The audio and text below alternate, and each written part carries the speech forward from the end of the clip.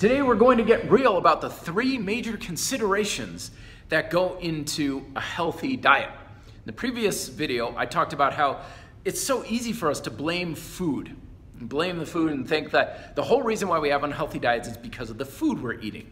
And the whole strategy of having a healthy diet is, well, you eat the right food and you stay away from the wrong food. The problem is this strategy, one, it's very short-sighted and very limited.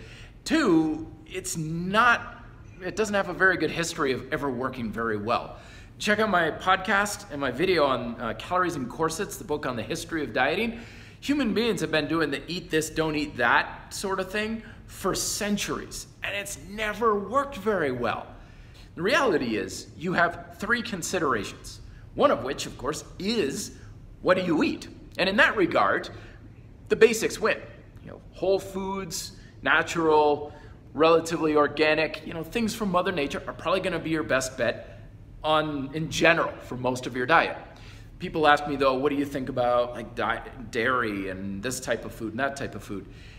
To that I always recommend it's experiment and see what works best for you. Some people have trouble handling dairy. If you're one of them, then dairy is not going to be very good for you. But some people, they're fine with it. It's no problem. We don't want to have this blanket statement of dairy is bad, it's a bad food, don't eat it, because what if it's not bad for you? In that case, you're shooting yourself in the foot by taking a potentially beneficial thing off the table. What you eat isn't the only thing that's going to influence your health and well-being from your dietary perspective. One of the other pieces of this is the speed of consumption of what you eat.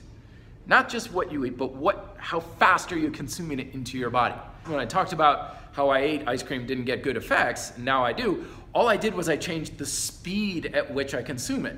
Back then, I was eating 2, maybe 3 pints of Ben & Jerry's a day. No wonder I wasn't having good results with that. Now, I'm still eating Ben & Jerry's. I'm still eating whole pints of it. It's just taking me about a week or two to go through the whole pint. So nothing changed as far as the diet. All I changed was the speed of which I was consuming the ice cream. That's it. And this is a big factor that a lot of people miss out on, but it can actually be the biggest factor in general. A lot of people don't need to change their diet. You don't need to change anything about what you're eating. You just need to speed up the rate of which you're maybe eating some things like water, fruits, vegetables, whole grains, whatever, and slow down the speed at which you're eating other things, sugar, processed carbohydrates, trans fats, yada, yada.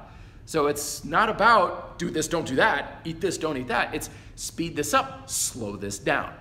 And then the third component in this, which really makes a big difference from one individual to the next, is that what you eat and the speed of consumption creates the effect relative to your speed of utilization.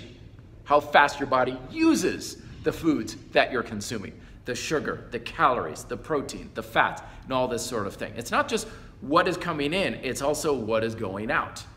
And that can make all the difference in the world too. It's why some people can have a diet that doesn't look very healthy, but they're fine, versus other people, if I ate that way, I'd be fat, I'd be out of shape, I'd be in terrible health. Yeah, because your utilization is lower.